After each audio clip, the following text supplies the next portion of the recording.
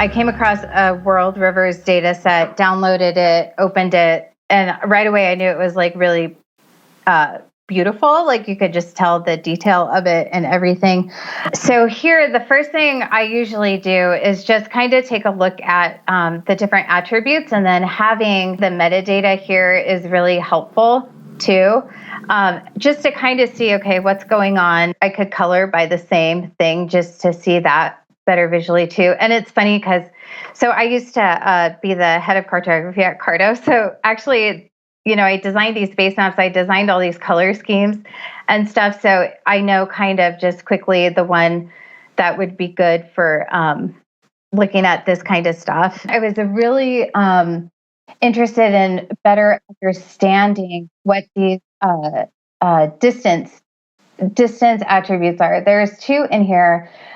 Distance down distance dn underscore km and dist up km. So this distance down is distance from the reach outlet, the most downstream pixel of the reach, to the final downstream location along the river network in kilometers. And so that's a lot to just for me, it was a lot to take in and then look at the map.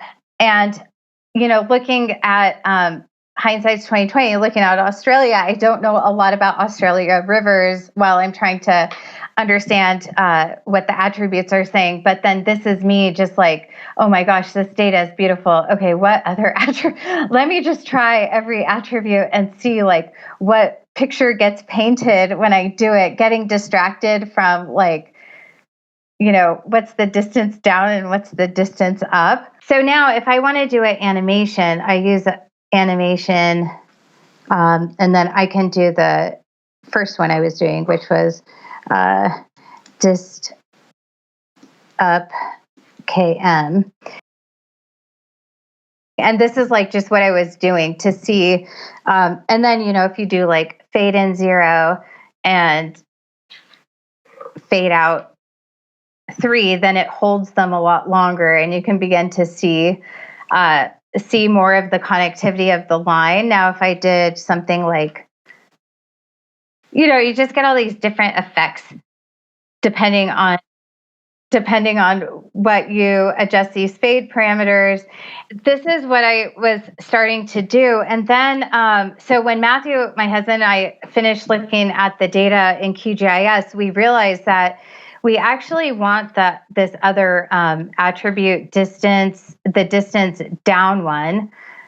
So again, symbolizing by the colors are based on distance up, and then trying the distance down for the animation. So then it's okay, distance down, but really what we wanted it to do was draw opposite, right? So right now, and this is the other really cool thing that you can do. So right now what I'm doing is when I just say animate distance dn km, what it's doing is it's going through all of the values and animating them over 10 seconds and coloring them based on distance up, right? So even if I did the hold here, you could see that the rivers are drawing in backwards. And then it dawned on us okay, what we actually need to do is reverse this. So by default, it's going from min to max. I can actually define what I want my min and max of my linear ramp to be.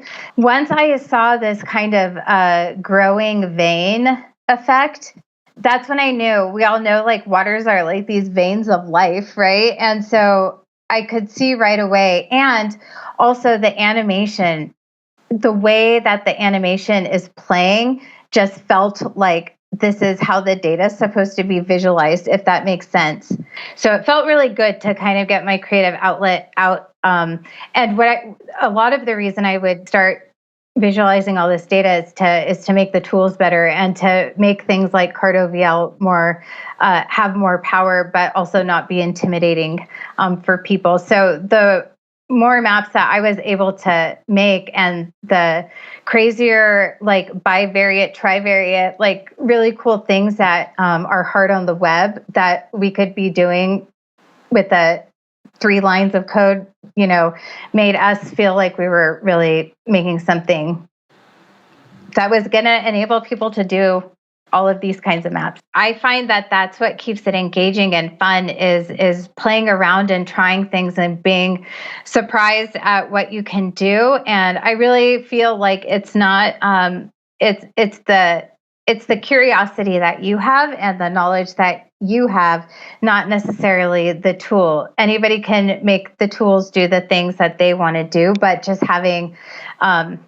I don't know, some creative fun and understanding that every map that you make is probably not a map saying much, but it's a learning process.